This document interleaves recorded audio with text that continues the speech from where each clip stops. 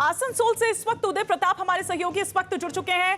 उदय, क्या इस वक्त तस्वीर है, क्या इस वक्त आप अपडेट दे सकते हैं, क्योंकि जबरदस्त बवाल इस वक्त वहां पर हो रहा है। और ये बवाल की वजह क्या है? देखिए, अभी भी हम उसी कैंप के पास में मौजूद हैं जहां पर की तोड़फोड़ हुआ था। कुछ देर पहले से जिस तरह से यहाँ पे सेलिब्रेशन शुरू हुआ था, सेलिब्रेशन होने के बाद कुछ ही दूरी पर यहाँ पे बीजेपी का भी कैंप है। बीजेपी के कैंप से कुछ लोग, ऐसा आरोप लगाया जा रहा है कि बीजेपी के कैंप से कुछ लोग आए और अचानक से यहाँ पे तोड़फोड़ किया। जैसे अभी भी देख सकते हैं कि यहाँ पे चारों तरफ कुर्सियां टूटी पड़ी है, सामान बिखरे पड़े हैं। यहाँ पे एलसीडी स्क्रीन लगाया गया था, सभी कुछ अभी टूटे फूटे पड़े हैं। टीएमसी के कुछ लोग जरूर मौजूद हैं यहाँ पर, बड़ी संख्या में पुलिस और सुरक्षा बलों की भी तैनाती की गई है और स्थिति को सुनिश्चित किया जा रहा है ताकि यहाँ पे शांतिपूर्ण माहौल बना रहे। हालांकि अभी तक जो स्थिति है काफी तनावपूर्ण बनी हुई थी, लेकिन अभी ये स्थिति काबू में बताई जा रही है। उदय, ये तय है ना कि जो अपनी सेंटर पैरामिलिट्री फोर्सेस है उन्होंने पूरी रणनीति तैयार की, अगर इस तरह की स्थिति आएगी वो किस तरह से इसको टैकल करेंगे? देखिए, यहाँ से करीब 300 मीटर की दूरी पर मतगणना केंद्र है। मतगणना केंद्र के बगल में ही थोड़ी दूर पर बीजेपी का बूथ कैंप बनाया गया है और उससे कुछ दूरी पर ये टीएमसी का कैंप बना हुआ है। बताया जा रहा है कि अचानक से वहाँ पे बीजेपी के कुछ लोग जो थे सेलिब्रेट कर रहे थे। सेलिब्रेट करने के दौरान वहाँ कुछ किसी बात को लेकर के अचानक से वो लोग सामने आए और सामने आने के बाद जिस तरह से यहाँ पे लोग पहुंचे हैं, बड़ी संख्या में लोग पहुंचे और यहाँ पे ओके। और ये याद है, मैं शुभेंदु अधिकारी का एक वीडियो देख रहा था, हिमानी, वो टीएमसी के कार्यकर्ताओं के ऑफिस में जाके उनके साथ कुछ कोक पी रहे थे, कह रहे थे देखिए अब जब वोटिंग तक हमारे बीच में जो भी चल रहा था अब सब खत्म है, क्योंकि सबको मालूम है कि वहां की परिस्थितियां क्या रहती। सैयद का रुख कर लेते हैं। मुझे लग रहा है सुबह वो दिखा रहे थे कि बहुत सारा कुछ है, बैंड बाजा वहां पर सब और कुछ। शाम को प्रधानमंत्री चूंकि आने वाले हैं, जाहिर सी बात है, तो वहां पर तैयारियां भी उसी तरह की होगी। अभी क्या पिक्चर, क्या चल रहा है इस वक्त सैयद आमिर वहां पर?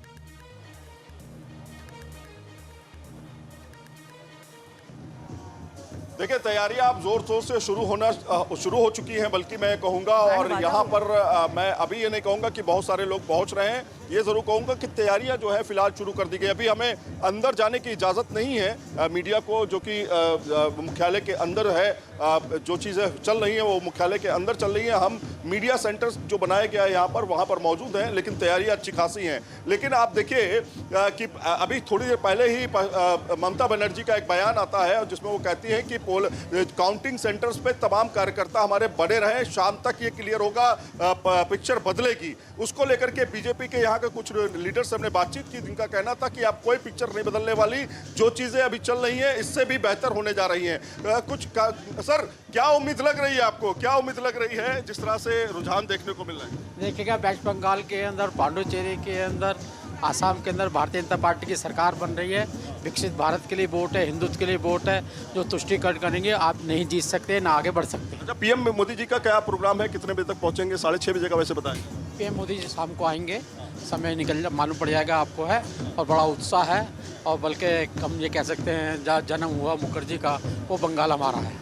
तो ये इस तरह से बयान दे रहे थे बीजेपी के वरिष्ठ नेता। तो इस तरह से आप देखिए माहौल बिल्कुल बदल चुका है।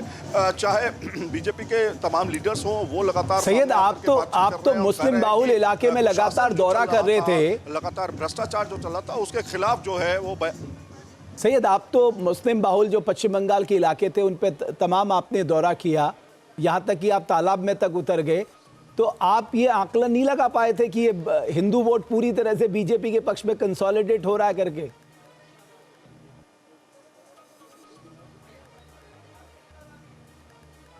देखिए रमेश, जाहिर तौर पर अगर मुस्लिम इलाकों में अगर मैं जाऊंगा तो, और जो प्रोग्राम में मेरा था खास तौर पे उस प्रोग्राम के तहत, तो ज़्यादातर हमसे जो लोग मिले वो मुस्लिम ही थे। और उनसे जब हमने बातचीत की तो जाहिर तौर पर उनका तो साफ ये कहना था कि इस बार एसआईआर और ये सब चीज़ें देखते हुए हमारे पास और कोई चारा नहीं है, हम सीधे टीएमसी को जा रहे हैं।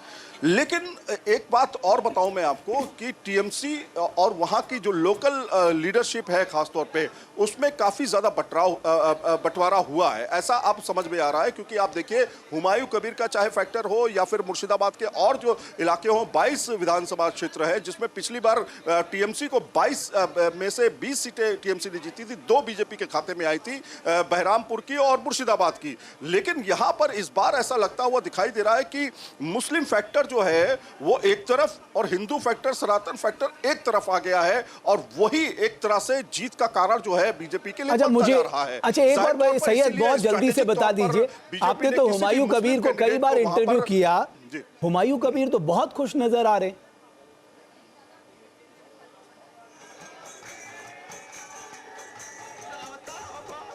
बिल्कुल, और दो जगह से वो लड़ भी रहे हैं इसलिए कि कम से कम एक सीट पर वो बढ़त बना करके जीत सकें, लेकिन स्थिति अभी डामाडोल है।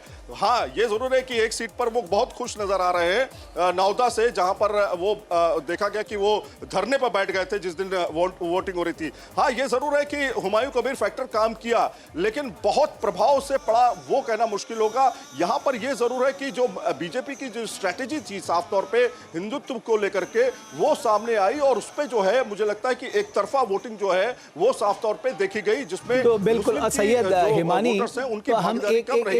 एक टैगलाइन दे सकते हैं कि पश्चिम बंगाल में सनातन ने सन्न कर दिया। हाँ, तो जिस तरह से शुभेंदु अधिकारी जय सनातन, अभी थोड़ी देर सनातन पहले खतरे रमेश में। जी, मैं यही बात कर रही थी यहाँ पर ना कि आप ये देखिए कि एक विचारधारा के साथ वो आगे बढ़ रही है, जो उसके साथ है वो तो है, लेकिन जो उसके खिलाफ है वो बट जा रहा है, और जो बट जा रहा है तो उसका फायदा बीजेपी को अब मिल ये रहा है। मेजॉरिटी और माइनॉरिटी की लड़ाई हो गई है, तो और मेजॉरिटी ये को सीधा बीजेपी ने एक तरह से अपने बिल्कुल पक्ष में कर लिया कर लिया है। मतलब बीजेपी ने ये मैसेज दे दिया कि ये जो मेजॉरिटी है इनके लीडर्स, इनका प्रतिनिधित्व हम करते हैं, और उससे ज्यादा इनकलकेट किया है लोगों के भीतर कि ये जो पार्टियां हैं ये माइनॉरिटी का प्रतिनिधित्व करते हैं, तो आप चुन लीजिए और इसमें अभी से। थोड़ी देर पहले बदरुद्दीन की हम तस्वीर यहाँ पर दिखा रहे थे। बदरुद्दीन जो मतलब एक तरह से अपनी साख की लड़ाई लड़ रहे थे, आप ये देखिए कि नहीं, वो बड़े नाराज थे इस बार, क्योंकि पिछली बार कांग्रेस के साथ लड़े थे, इस बार कांग्रेस ने उनके साथ नहीं किया गठबंधन, इस बार वो अकेले चुनाव लड़ रहे थे, तो जाहिर है उसका भी फर्क पड़ता है, क्योंकि पिछली बार मैंने अभी आपसे कहा ना, कांग्रेस कोशिश कर रही थी इस नैरेटिव से बाहर निकले। आइए मनोज तिवारी क्या कह रहे हैं वो सुन लेते हैं। कुछ गा रहे हैं। आह का परिणाम है, भ्रष्ट क्रूर सत्ता का दुष्परिणाम है, सर्व समाज इकट्ठा होकर आ गया। मैं आज आपको बताऊं, कई मुस्लिम समाज के लोगों ने भी टीएमसी से दूरी बनाई है। सर्व समाज इकट्ठा होकर आ गया, मोदी का विश्वास हर जगह छा गया, वोट डालने की जो आजादी मिली, सबका साथ सबका विकास प्रयास सज कर आ गया। लेकिन ये मैच नहीं करता है जो मनोज तिवारी ने लास्ट में लाइन कही है, तो क्योंकि यहाँ वो पे तो कोई आपको रहना बोलना है ना, मानी कुछ तो आप बोलोगे। और दूसरी चीज क्या है कि अभी सांसदों में मैं देख रहा हूँ कोई ज्यादा प्रेशर नहीं है, उन्हें लगता है कि प्राइम मिनिस्टर मोदी के नाम पे वो चुनाव जीत जाएंगे। व्यक्तिगत तौर पे जो पहले मैं प्रेशर देखता था सांसदों में कि साहब एंटी इनकम्बेंसी है, काम नहीं हो रहे हैं, लोगों का बहुत प्रेशर है, अभी वो मैं माहौल नहीं देखता। विकास भवानीपुर से है और मुझे लगता है कि विकास जी से ही समझ लेते हैं बिल्कुल। जो ममता बनर्जी कह रही थी। विकास जी, वो तो ये कह रहे थे कि चिंता मत करिए, अभी ये पलटेगा। क्या वाकई में आपको लगता है कितने राउंड की वोटिंग बाकी रह गई है? काउंटिंग देखिए, पहले भवानीपुर का बता देता हूं कि भवानीपुर में 7 राउंड की पोलिंग हो चुकी है, माफ करिएगा, काउंटिंग हो चुकी है, और उसमें ममता बनर्जी फिलहाल आगे हैं भवानीपुर की अगर बात की जाए तो। लेकिन ममता बनर्जी ये कह रही हैं कि पलटेगा, तो जो अनुभव कहता है कि देखें आप, लगभग 1:15 बज चुका है और लगभग कहीं 7 राउंड, कहीं 8 राउंड, कहीं 9 राउंड की काउंटिंग हो चुकी है। इसके बाद हालांकि परिवर्तन होते हैं, लेकिन अभी अचानक से सब कुछ पलट जाए ऐसी कोई संभावना अब दिखाई नहीं दे रही है, क्योंकि जो रुझान है वो लगातार बढ़ता ही गया है, आप लोगों ने भी देखा उसको। तो अब मुझे नहीं लगता कि अब पलट जाएगा, क्योंकि अब आगे इसी तरीके से बढ़ता जाएगा। जहां पलटने की उम्मीद थी उसकी बात पहले से ही बीजेपी वाले कर रहे थे कि यहाँ पलटेगा, और वहाँ पलटा।